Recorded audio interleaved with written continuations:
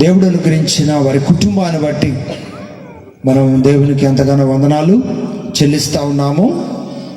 అలాగే ప్రియులరా, మరి ఒక సందర్భంలో మనందరినీ ప్రేమతో ఆహ్వానించినటువంటి ప్రియబిడ్డలు శాంతయ్య, చెల్లెమ్మ జలాలను బట్టి దేవునికి మహిమ కలుగును గాక.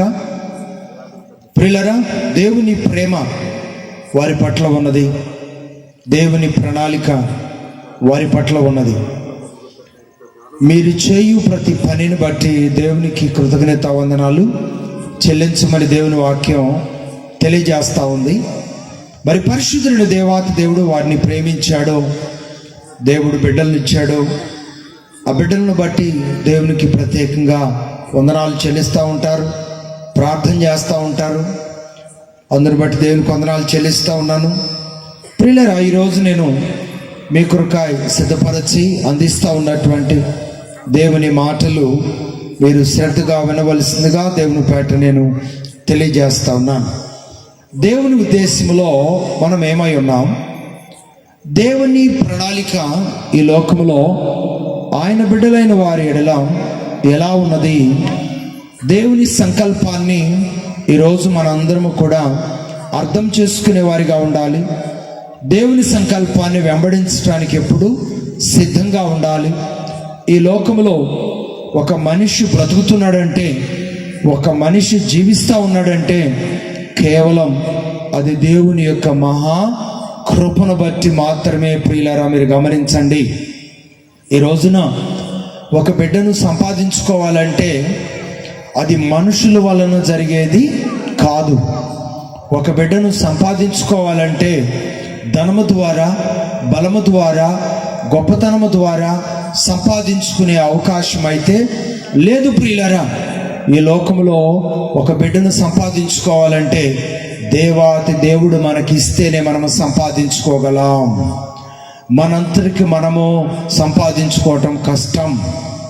అలాగే మనము ప్రతి దేవుని సంకల్పాన్ని బట్టి దేవునికి మన వందనాలు చెల్లించాలి. ఈ లోకంలో మనం గమనిస్తూ ఉంటే ఎవరు ఎలాగున జన్మిస్తున్నారో తెలియట్లేదు. ప్రియులారా, ఎవరు ఎలాంటి అవయవాలు కలిగి లోకంలో జన్మిస్తున్నారో తెలియటం లేదు. కానీ వారిని మనం జ్ఞాపకం చేసుకున్నట్లయితే వారు ఎలాంటి అవయవాలు కలిగి ఉన్నా, ఎలాంటి బలహీనతలు కలిగి ఉన్నా, ఈ లోకంలో వారు కలిగి ఉన్న అంగవైకల్యాన్ని బట్టి కానీ, వారు కలిగి ఉన్న బలహీనత వైపును బట్టి కానీ చూడకుండా వారిని సృష్టించిన దేవునికి వారు వందనాలు చెల్లిస్తూ ఉంటే మనం సిగ్గుపడాలి. ప్రియులారా, మనము సిగ్గుపడాలి. ఎందుకో తెలుసా? అన్ని అవయవాలు కలిగి ఉండి, చక్కని బిడ్డలను కలిగి ఉండి, వారు ఆడపిల్లల మగపిల్లల అని ఇక్కడ నేను మాట్లాడటం లేదు. చక్కని అవయవాలు, చక్కని సౌకర్యాలు ఈ లోకంలో మనం అనుభవిస్తూ దేవుడిచ్చినటువంటి బిడ్డలను బట్టి మనం దేవునికి వందనాలు చెల్లించాలని దేవుని వాక్యం తెలియజేస్తూ ఉంది.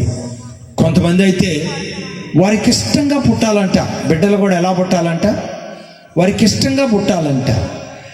తల్లిదండ్రులు ఏ రంగులో ఉన్నారో ఆ రంగులోనే వారు పుట్టాలంట. రంగు మారినా వారు ఒప్పుకోరంట. కొంతమంది హాస్పిటల్స్లో ఒకటే గోల ఏంటంటే, ఎందుకని నేను మగబిడ్డను కనమంటే నువ్వు ఆడపిల్లను కన్నావేంటి అని చెప్పి హాస్పిటల్లో ఆ రక్తపు మడుగుల్లో ఉన్నటువంటి ఆ భార్యను, ఆ బిడ్డను అలా వదిలేసి ఏమండి బస్సుకి వెళ్ళిపోయే మహానుభావులు ఎంతమందిని మనం చూడటం లేదండి. ఒకవేళ మీకు కనపడకపోతే కొంత దూరం ప్రయాణం చేసిన తర్వాత అడవి వచ్చేసింది. ఆ అడవిలో ఆమెకు సౌకర్యాలన్నీ ఉన్నాయి, అనుభవిస్తూ ఉంది. కానీ ఎందుకో ఆమెకు తృప్తి లేదు. ఎందుకో ఆమె మనసులో సమాధానార్థమైన హృదయము లేదు. ఎందుకంటే తన మనసు అంతా ఎవరి మీద ఉంది? తన మనసు అంతా యజమానుని మీద ఉంది, అబ్రహాము మీద ఉంది. నా యజమానుడితో ఎప్పటి వరకు నేను ఉన్నానే, ఎప్పటి వరకు నా యజమానుడు నాతో ఉన్నాడే, నా యజమానుడు నన్ను వదిలి వెళ్ళాడే. ఈ అడవిలో నాకు దేవుని తోడు కావాలి, ఈ అడవిలో నుండి నేను బయటకు వెళ్ళే మార్గం నాకు కావాలి, ఈ అడవిలో దేవుని సంరక్షణ కావాలి, దేవుని కృప నాకు కావాలి. నాకు ఇచ్చిన నా యజమానుడు, నా దేవుడు నాకు ఇచ్చిన యజమానుడు ఏదో ఒక రోజు నా ఎదుకు వస్తాడో, ఏదో ఒక రోజు మేము కలిసి మరలా జీవించే అవకాశం ఉంటుంది అనే ఆలోచన తన హృదయంలో నుండి తొలగించుకొని దేవుడు చక్కని బిడ్డనిస్తే, ఆ చక్కని బిడ్డను దేవుడు తన ఒడిలో ఉంచితే తన మనసంతా కూడా ఆ బిడ్డ మీద లేకుండా ఆ బిడ్డను అలా పడేసి ఎవరి మీద మనసు కలిగి ఆలోచిస్తూ ఉంది? యజమానుని మీద మనసు కలిగి ఆలోచన చేస్తూ ఉంది. యజమానుని పోగొట్టుకోమని కాదు, పరిస్థితులు కొన్నిసార్లు మనలను పరీక్షించవచ్చు. అయినప్పటికీ కూడా ప్రియులరా, దేవుని పట్ల మన నమ్మకత్వాన్ని కోల్పోకూడదు. పరిస్థితులు ఎలా ఉన్నప్పటికీ కూడా దేవుడు ప్రేమించి మనకిచ్చినటువంటి స్థితిని మనం మర్చిపోవటానికి ఎప్పుడు ప్రయత్నము చేయకూడదు. అన్ని సక్రంగా ఉన్నప్పుడు మన పరిస్థితి ఒక రకంగా ఉండవచ్చు. ఏదైనా పరిస్థితులు మారినప్పుడు మనము పరీక్షించబడవలసిన సమయం సమీపించవచ్చు. అలాంటి టైంలో కూడా మనం ఎప్పుడూ మన లోక సంబంధమైన మనస్సును జ్ఞాపకం చేసుకొనొచ్చు, కృంగిపోకూడదు. లోక సంబంధమైన మనసును జ్ఞాపకం చేసుకొనొచ్చు. ఈ సమయంలో నాకు అది దూరం అయిందే, ఈ సమయంలో నాకు ఇది దూరం అయిందే, ఈ సమయంలో నాకు వారు దూరం అయ్యారే అని చెప్పి ఆలోచన చేయకూడదు. కానీ ఉన్న పరిస్థితుల్లో ఉన్న స్థితిని ఎలా మనం సద్వినియోగం చేసుకోవాలి. దేవుడు మన ముందు బిడ్డనుంచాడు. ఆ బిడ్డ పరిస్థితి ఏంటి? ఆహారం అయిపోయింది, నీళ్ళైపోయినాయి, సమస్యల వలయంలో నువ్వు చిక్కుబడి ఉన్నావు. అలాంటి పరిస్థితుల్లో ఇప్పుడు నువ్వు ఎవరిని జ్ఞాపకం చేసుకోవాలి? దేవుణ్ణి జ్ఞాపకం చేసుకోవాలి. ఎందుకంటే యజమానునిచ్చింది ఎవరు? బిడ్డనిచ్చింది ఎవరు? ప్రియులరా, ఇప్పుడు అరణ్యంలో ఆపదలో ఉన్నారు. ఈ ఆపద నుండి మిమ్మల్ని విడిపించగలిగింది ఎవరంటే నజరుడైన యేసుక్రీస్తు, జీవము కలిగిన సృష్టికర్త అయిన దేవుడు. ఈ పరిస్థితుల్లో నుండి మనలను విడిపించాలి. కాబట్టి ఆయన విడిపించే దేవుడు, ఆయన నడిపించే దేవుడు, ఆయన కాపాడే దేవుడు, ఆయన కాపుదలనిచ్చే దేవుడు. తన యందు భయభక్తులు కలిగిన వారిని విడిచిపెట్టే దేవుడు కాదు. దేవునికి స్తోత్రం, హల్లెలూయా. ఎందరు మనలను విడిచినా ప్రియులరా, మనలను విరవని దేవుడు, మనలను మర్చిపోని దేవుడు మన ప్రభు అయిన యేసుక్రీస్తు వారు. ఆయననెప్పుడు మనము విడిచిపెట్టకూడదు, ఆయననెప్పుడు మనము మర్చిపోకూడదు. పరిస్థితుల వైపు మనం చూడకూడదు. పరిస్థితులు ఎలా ఉన్నా మనం ఎవరి వైపు చూడాలంటే దేవుని వైపు మాత్రమే మనము చూడాలి. దేవుని ప్రణాళికలు ఎవరి పట్ల ఎలా ఉంటాయో తెలియదు. ఆ ఆగడు మనసంతా యజమానుని మీద పారేసుకొని, ఏమండి, తన కళ్ళెదుటనే ఉన్న ఆ బిడ్డ ఏడుస్తూ ఉంటే ఆ బిడ్డను పట్టించుకోవటం లేదు. అప్పుడు ఆ బిడ్డ వైపు ఎవరు చూశారు? దేవుడు చూశాడు. వెంటనే హాగరును గద్దించాడు. హాగరు, నీకేమొచ్చింది? దయచేసి ఆ బిడ్డ వైపు చూడు. ఆ బిడ్డ కంటే కూడా నీకు నీ యజమానుడు ప్రయోజకుడుగా ఒకవేళ ఈ టైంలో నీకు కనపడవచ్చు. కానీ ఆ బిడ్డ పట్ల నేను కలిగి ఉన్న ప్రణాళిక చాలా గొప్ప ప్రణాళిక. నీ ప్రణాళిక ఏంటంటే నీ యజమానుడి గురించి నీ ఆలోచన, నీ ప్రణాళిక. కానీ ఆ బిడ్డ పట్ల నేను కలిగి ఉన్న ప్రణాళికను నువ్వు గుర్తించావా? ఆ బిడ్డ పట్ల నేను ఎలాంటి సంకల్పాన్ని కలిగి ఉన్నావో నువ్వు గుర్తించావా? ఆ బిడ్డను ఎంత ప్రయోజకుడిని చేయాలని నేను నిర్ణయించుకున్నానో నీకు తెలుసా? భూలోకంలో నీకు తెలియకపోవచ్చు, ఆ బిడ్డ విలువ నీకు తెలియకపోవచ్చు. ఆ బిడ్డను మాత్రం నేను ప్రయోజకుడు చేయాలని ఇష్టపడుతున్నాను. లేచి ఆ బిడ్డను పట్టుకో. అదిగో అక్కడ నీళ్లున్నాయి, నువ్వు వెళ్ళు, అక్కడ నీళ్లు తాపించు, నువ్వు కూడా నీళ్లు త్రాగో, నీ యొద్ద ఉన్నటువంటి తిత్తి నిండా నీళ్లను నింపుకో. ఆ బిడ్డను నేను ప్రయోజకుని చేయబోతున్నాను. దేవునికి స్తోత్రం. అలాగే ప్రియులరా, ఇస్మాయిలును దేవుడు ఏం చేశాడు? ఈ రోజున ప్రపంచంలోనే అత్యున్నతమైనటువంటి వంశావళిగా దేవుడు ఇస్మాయిల్ని ఆశీర్వదించాడు. ఆ రోజు యజమానుని మీద మనసు పారేసుకొని ఆ బిడ్డను పట్టించుకోకపోతే అంత వంశావళి, అంత దేవుని దీవెన హాగరు ఏం చేసేది? పోగొట్టుకునేదే. దేవుని కృపను ఆమె ఆగం చేయాలని ప్రయత్నం. నీ మనస్తత్వం మాత్రం మారనిదే. దేవుని మనస్తత్వం ఏంటండి? మారనిదే. మారని దేవుడు, మార్పు లేని దేవుడు. నిన్న నేడు నిరంతరము ఏకరీతిగా ఉన్న దేవుడు మన ప్రభు అయిన యేసుక్రీస్తు వారు. కనుక ప్రియులారా, మనుషుల వైపు చూస్తే అందరిలో లోపాలు ఉంటాయి. ఏమండి, మనుషులలో లోపాలు లేని వారు ఎవరో చెప్పండి. కానీ ప్రియులారా, మనము మనుషులతో కలిసి దేవుని ఆరాధిస్తున్నప్పుడు ఎవరి వైపు చూడకూడదు? మనుషుల వైపు చూడకూడదు. మనం ఆరాధిస్తున్నప్పుడు ఎవరి వైపు చూడాలి? దేవుని వైపు చూడాలి. ఎందుకంటే నిన్ను ఆశీర్వదించేది ఎవరు? దేవుడు. నిన్ను బలపరిచేది ఎవరు? దేవుడు. నీ ప్రణాళికలను సిద్ధపరిచేది ఎవరు? దేవుడు. అందుకే దేవుని మీద మనం ఆధారపడినప్పుడు దేవుడు ఎవరిని తక్కువ అంచనా వేయడు. ప్రియులారా, ఈరోజు మనుషులు కొందరినేమో వాళ్ళకిష్టమైన వారినేమో గొప్పగా మాట్లాడతారు, వాళ్ళకిష్టం లేని వారినేమో తక్కువగా మాట్లాడుతూ ఉంటారు. ఇది మనుషుల యొక్క మనస్తత్వాలు. కానీ అలా ఉండకూడదు ప్రియులారా. దేవుని బిడ్డలు ఎప్పుడు ఒకే తీర్మానం కలిగి ఉండాలి, ఒకే మనసు కలిగి ఉండాలి, ఒకే ఆశ కలిగి ఉండాలి, ఒకే ఆలోచన కలిగి ఉండాలి, ఒకే స్థిరత్వం కలిగి ఉండాలి. అప్పుడు నీవు నమ్మిన దేవుడు నిన్ను గొప్పగా ఆశీర్వదిస్తాడో, నీ పట్ల ఏ తలంపులైతే కలిగి ఉన్నాడో దేవుడు ఆ తలంపులను నెరవేరుస్తాడు. ఆ తలంపులు నీ జీవితంలో నెరవేర్చబడాలంటే ప్రియులర బిడ్డలను బట్టి మనం దేవునికి వందనాలు చెల్లించాలి. ఒక్కసారి 139వ కీర్తనలోనికి రండి. చాలా విషయాలు మరి పరిశుద్ధుడైన దేవాతి దేవుడు ఈ 139వ కీర్తనలో దేవుడు మన కొరకు సిద్ధపరుస్తూ ఉన్నాడు. ఆ మాటలలో ఉన్నటువంటి విలువ ఈరోజు ప్రతివారు కలిగి ఉండాలి.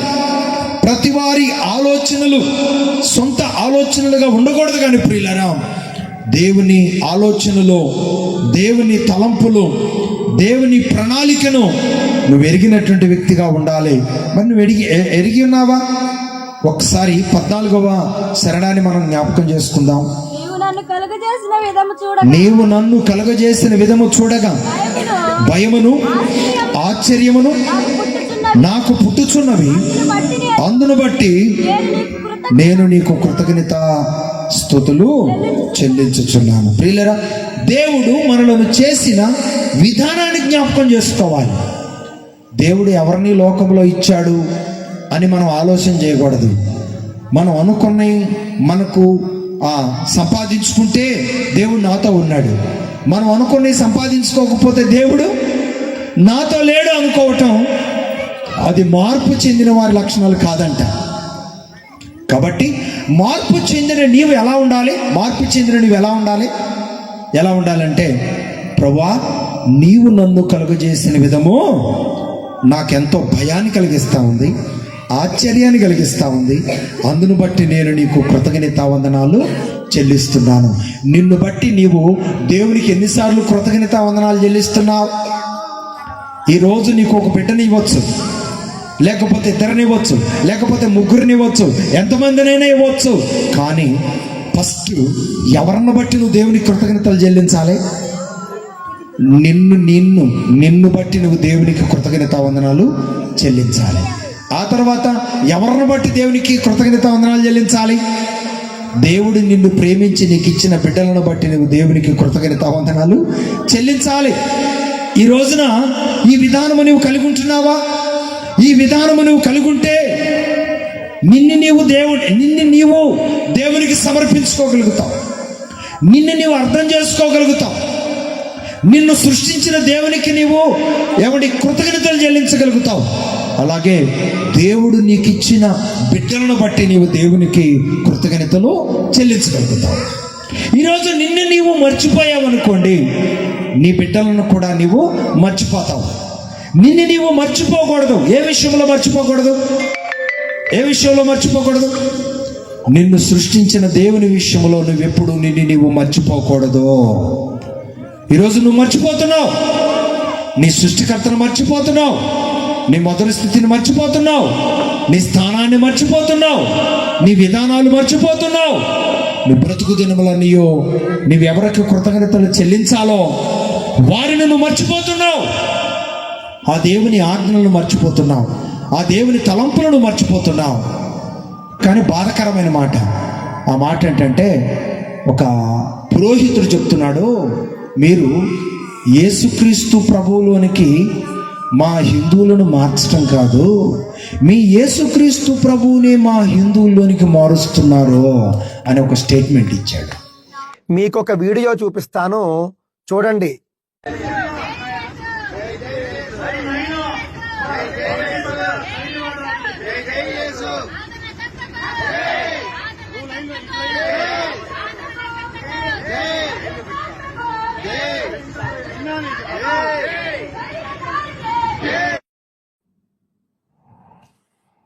చూశారు కదండి, నూజివీడు పట్టణంలో జరిగినటువంటి యేసుక్రీస్తు వారి పల్లకీ ఉత్సవంలో పాల్గొన్నారట. వాళ్ళెవరో పాల్గొన్నాము అని వ్రాసుకున్నారు. అందులో ఆ పల్లకీ మోస్తున్న వాళ్ళందరూ కూడా విభూది నామాల్లాగా కొన్ని నామాలు పెట్టుకున్నారు, బొట్టు పెట్టుకున్నారు. ఏవో కొన్ని వాళ్ళు నినాదాలు చేస్తూ వచ్చారండి. ఇవన్నీ చూస్తూ ఉంటే బొట్టు పెట్టుకోవడం కానీ ఈ విధంగా పల్లకీ ఉత్సవాలు ఇవేవి కూడా వాళ్ళ మతంలో లేవు. కానీ ఇవన్నీ కూడా వీళ్ళు భారతదేశంలో ఆచరిస్తూ ఉన్నారు. ఇవన్నీ చూస్తుంటే నాకు అనిపిస్తూ ఉన్నదండి, హిందువుల్ని క్రైస్తవంలోకి మార్చడం కాదు, క్రీస్తునే తీసుకొచ్చి హిందుత్వంలోకి మతం మారుస్తున్నారేమో అని అనిపిస్తూ ఉన్నది.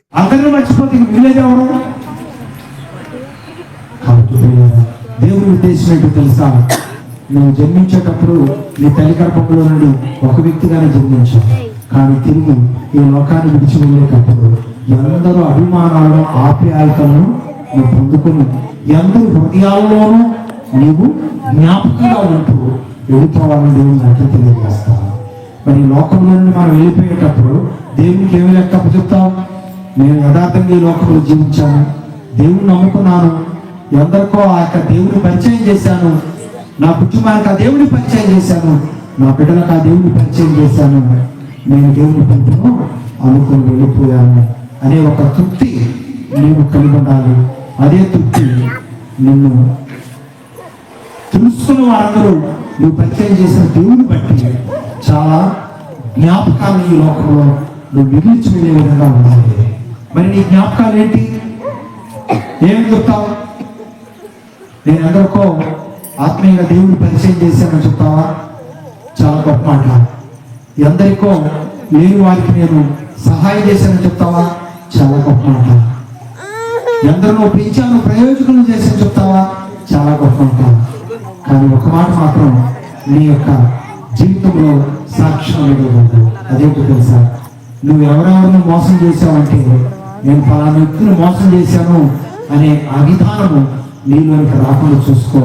అదే దేవుని దృష్టిలో గొప్ప విలువైన ఒక ధనికరమైన జీవితం. దేవునికి స్తోత్రం. నేను బ్రతుకు దినంలో నీవు అపవాదికి చోటు లేదు, నా దేవునికి చోటిచ్చాను, ఆయన మహిమ కొరకు జీవించాను అనే సాక్ష్యాన్ని పొందుకోవటమే వాగ్దానం. మరి ఏ వాగ్దానం కావాలి నీకు? ఎందరినో మోసం చేశావు అనే వాగ్దానం కావాలా? నేను ఎవరిని మోసం చేయలేదు, నేను దేవుని ప్రేమను ఇతరులకు పంచి నీ లోకంలో నుండి దేవుని పిలిపి ఎందుకు వెళ్ళాను అనే సాక్ష్యం కావాలి. ఏ సాక్ష్యం కావాలి? ఏ వాగ్దానానికి కావాలి? ఒకసారి పరిశీలన చేసుకో. 5వ మాట చెప్తున్నాను, 128వ కీర్తన 5వ శరణంలో ఉంది. దేవుడి బిడ్డలు ఎందుకు ఇచ్చాడు తెలుసా? సియోనులో నుండి యెహోవా నిన్ను దేవునికి స్తోత్రం. దేవుడి బిడ్డలు ఎందుకు ఇచ్చాడు? ఆశీర్వదించడానికి ఇచ్చాడు.